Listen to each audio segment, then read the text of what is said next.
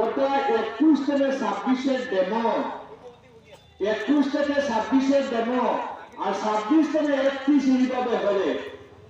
আমরা বুকুতে গুল্লি খাওয়ার জন্য আমাদের ইমামরা বুকুতে গুল্লি খাবেন, আমাদের টকি পাঞ্জাবি লাগবে, আমাদের যারা মুসলমান মানুষ আছি আমরা গুল্লি খাবো, এর জন্য আমরা এই সরকারকে আরেকবার মদত দিব।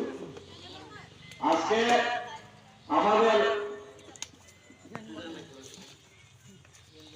আমাদের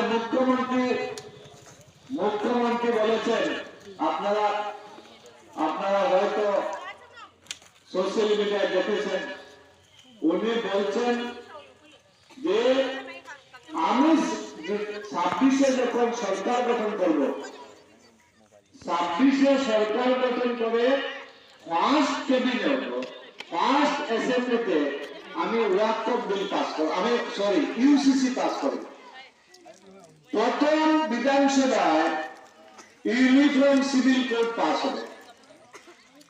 আজকে দেখেন আমরা সব কিছু বরদাস্ত করিয়া আমরা শরীয়তের উপরে আঘাত করছেন, 3 তালাক উঠাই দিয়েছেন, বরদাস্ত করছেন, 370 দ্বারা এগুলোস হয়েছে, বরদাস্ত করছি, বাবরি মসজিদ ভাঙ্গে এখানে আপনার রাম মন্দির হয়েছে, আমরা বরদাস্ত করছি, মাদ্রাসা বিল পাস করিয়া 2100 মাদ্রাসা বন্ধ করা হয়েছে, এটাও আমরা বরদাস্ত করছি।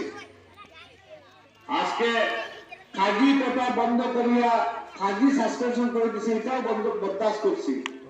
কিন্তু ইউনিফর্ম সিভিল কোড যদি পাস হয় আমরা এটার বরদাস্ত পারি।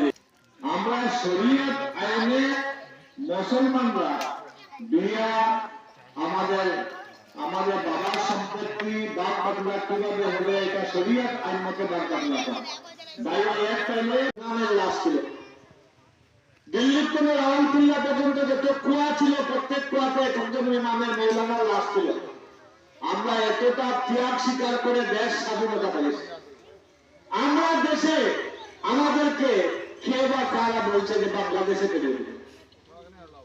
এর জন্য এই সরকারকে যদি আমরা হারাতে চাই, আমরা মনে করেন যে এই সরকারকে হারাতে হবে, তাহলে এখানে কংগ্রেস দলের প্রার্থী যে সমষ্টিতে দখল রাখেন, আমি বলবো, আমি অ্যাপিল করবো আমার মুসলমান ভাইদেরকে, আপনারা কোনো কিছু না বলে, কোনো কিছু না চিন্তা করে আপনারা কংগ্রেসের প্রার্থীকে করবেন।